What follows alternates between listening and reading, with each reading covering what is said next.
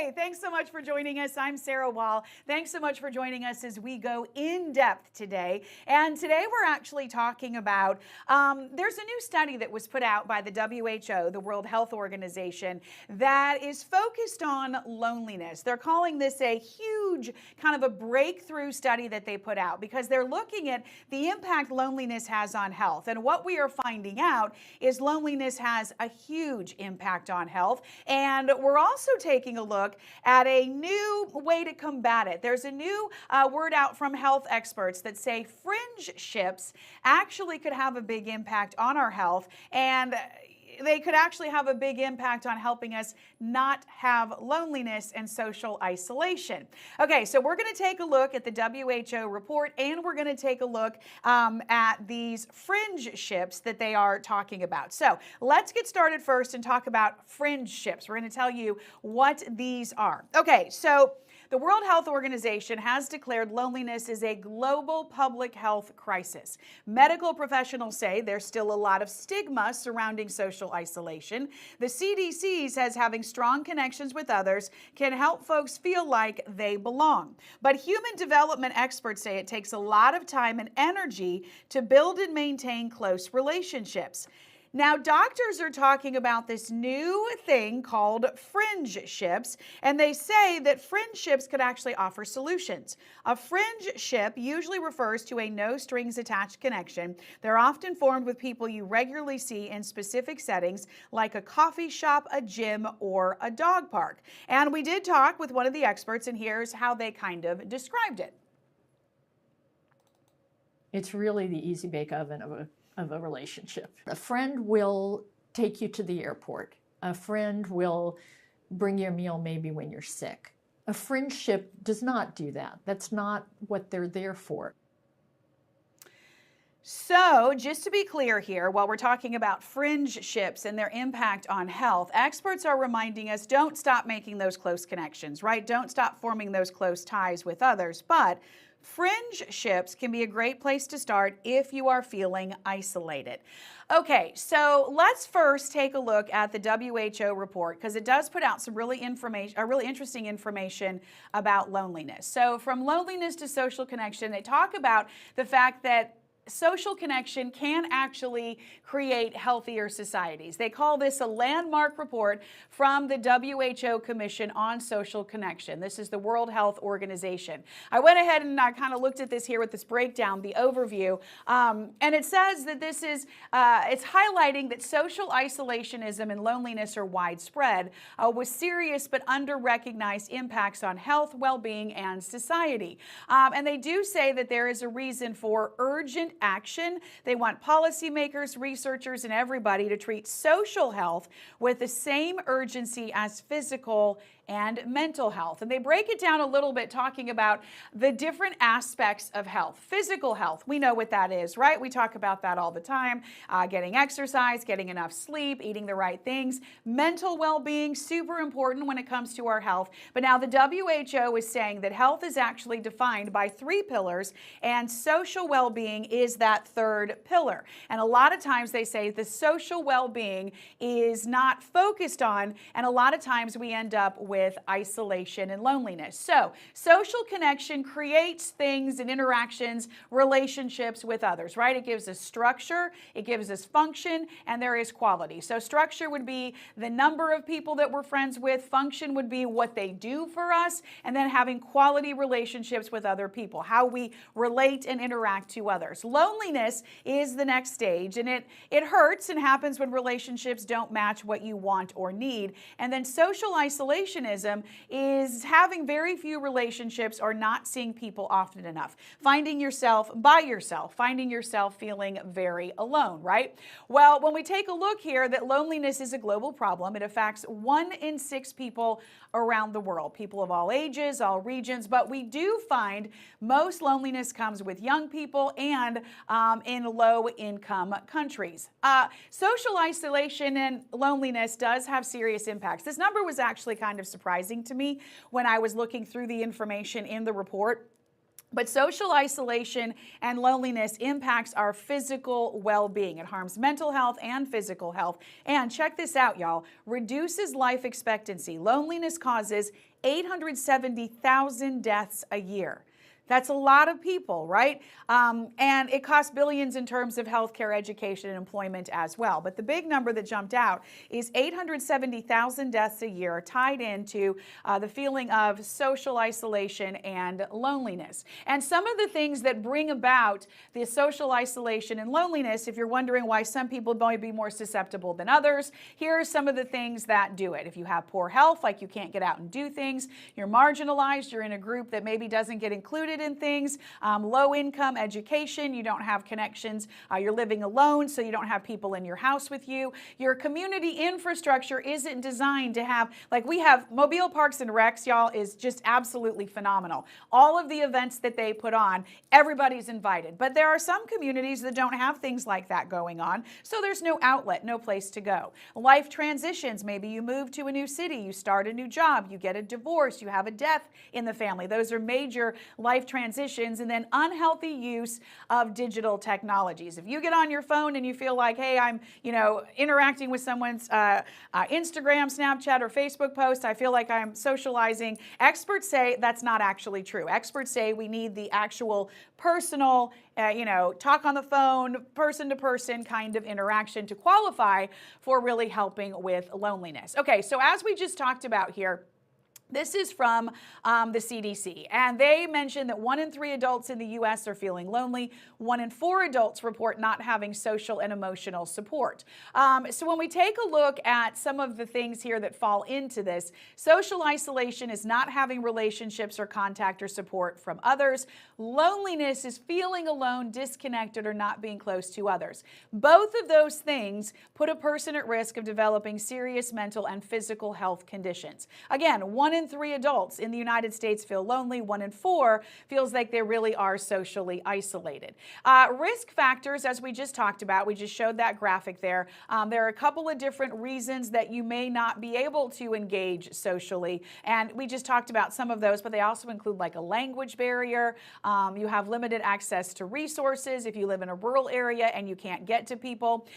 Group risk factors. Some groups are hit more than others. Low-income adults, young adults, older adults, adults living alone, immigrants, or people who identify, the CDC says, as gay, lesbian, or bisexual. And then the risks of this, according to a 2018 survey, loneliness levels are climbing. And the WHO supports this as well, that we are seeing all-time highs with people reporting feeling lonely and people reporting feeling socially isolated. They talk about 40% of survey participants, when they did this survey in 2018, 40% of participants reported that they sometimes or always feel that they are isolated. And again, it can have some really serious consequences, as we talked about a moment ago, when it's causing 870,000 deaths. But we're looking at health risk, and they specify smoking 15 cigarettes a day, having alcohol use disorder. They also find that it's twice as harmful to physical and mental health. You can have obesity. It also causes issues like, I'm going to go back to this here really quick, with the CDC, because some of the health issues, specifically heart disease and stroke, type 2 diabetes, depression and anxiety, suicidality and self-harm, dementia, and early death. Y'all, these are all coming from the fact that we do have issues with social isolation and loneliness. But there is good news, because according to the WHO, the World Health Organization, they found that social connection linked to improved health and reduce risk of early death. So if there is social connection, we are finding that that does make a difference. It does make a difference, and it does find us a route to have healthier people and have people that aren't dealing with some of the very difficult things that we were just talking about. And here's how they kind of break it down: individual and relationship with social skills, community, putting on programs, and then societal, which would be awareness campaigns throughout, the country, throughout the community, and all of that as well. So when we think about social relationships, obviously the first thing we think about is friendships. And absolutely 100%, all of the researchers say, continue going about your way of making your friendships and building those close relationships, right? You want to continue to do that. If you have those in your life, you're very lucky. And they say that it's definitely important to keep those relationships because good friends are good for your health. They help you celebrate good times. They support you during bad times. They keep you from feeling alone. And I've highlighted the little section here that kind of bullet points all of the great things about the benefits of friendship. Raise your sense of connection and belonging and purpose, boost your happiness, lower your stress, improve your self-confidence and feelings of self-worth, help you get through bad times like divorce or job loss or death, and they can urge you to change or avoid habits that aren't healthy. So all of these things are why it's so important to have these close friendships. So absolutely, number one, first and central, keep doing that. Don't stop doing that. But the next section down you notice is why is it hard to make or keep friends? Well, it can be hard, right? They say many adults find it hard to make new friends and keep the ones they have. A lot of things, we're busy. We're going to work. We're taking care of kids. We're maybe taking care of parents. All of these things means we don't have a lot of time to potentially invest in close relationships. So this is where we come about with our Fringeships. And they talk about ties on the fringe can help beat loneliness. This is Psychology Today putting out some information about this. And just to kind of give a breakdown of what a friendship would be. Okay, so a shared activity, you consistently interact in a specific place or activity. For example, you go to the gym every day at 9, you see the same people, you interact with them, you have a book club or you talk to people at the office. All of those things consist of that shared activity. Low obligation. There's no expectation that you've got to meet up outside wherever it is that you meet up. Like if you meet at the gym, there's nothing saying that you have to go do things outside of the gym. You don't have to help each other during a crisis. You don't have to share deep personal trauma. You can, but that's voluntary. It's not expected. So these friendships, not as deep as friendships, but they create this social connection. Mutual recognition. You know who they are. They know who you are. And you have this familiar vibe. You see each other at the coffee shop, like what we're seeing on the screen, and you're genuinely happy to see someone. Hey, how's your day going? Let's sit together and chat for a minute. I can't believe the weather's so cold or whatever. It's that social interaction, that social connection. You do have that light conversation. You chat and laugh and share some surface level personal details. Maybe talk about your kids or your significant other or your dog or whatever. You could also talk about work, but you don't get into that heavy emotional topic. And not a priority. And what they mean by this is you enjoy them, but they're not your go-to person. So no deep emotional support. So that's the difference between friendship and fringe ship, and that's kind of how they break this down. So basically, it's a much more low pressure relationship. It doesn't require as much out of you, and it does give you a chance to have that social connection, right? One of the things that they say is that when you're at an activity, these would be people that you look around and can stand next to and start up a conversation. Friendships can be a great place to start if you're feeling isolated. You can build from there, of course, if you want to, but it's a great place to start. So back to some of the details that come to us from Psychology Today. We talk about how loneliness is fundamentally harmful to psychological and physical health, and developing close ties is sometimes very difficult to do. So we've got these friendships, right? What are friendships? They arise in a place or activity where you attend regularly. The ties are meaningful, right? If you have to seek out a partner at the gym, you always seek out the same one. Maybe you've got a coworker where you have to partner up for a project. You always are doing that. But you rarely invite these fringe ties into your home. You don't expect a meal when they're sick or anything like that. And what's involved in a friendship is really, talking and having social conversations. Your proximity, you make your connection clear, you talk, all of those kinds of things. And a big question that people ask are friendships as good as friendships? And they say yes and no. Friendships, of course, are among the most rewarding ties due to their specialness and their interdependency. Best friends are super important. Friends are super important, but they are also potentially high-cost relationships. One study found that it takes 200 hours of contact to form a friendship. That's a full-time job for 5 weeks. Friendships have emotional investment, demands, and expectations. You're the person, you're the go-to person and all of that. there's no such thing as a bad fringe tie or fringe friend, as they call it as well. So they like to call them the easy bake alternative to friendships. And one of the things that the National Institute of Health put out too, some information about this, is basically the fact that fringeships can really help with this loneliness situation, because they say it is a glowing health crisis.